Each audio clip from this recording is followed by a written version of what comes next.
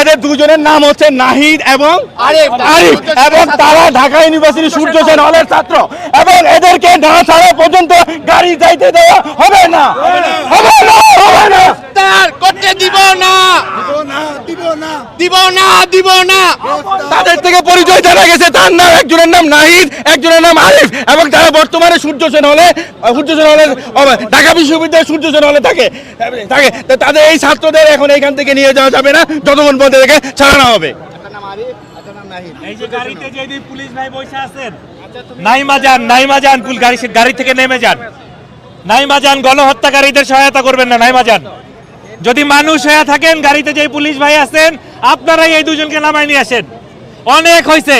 নিজেদের যদি মানুষ প্রমাণ করতে চান, সাধারণ মানুষের বিরুদ্ধে যাবেন না, এক্ষুনি গাড়ি থেকে নামেন এবং যে দুজনকে আটক করছেন ছেড়ে দেন। আইনের পোশাক পরে আছেন সেই আইন মান্য করেন।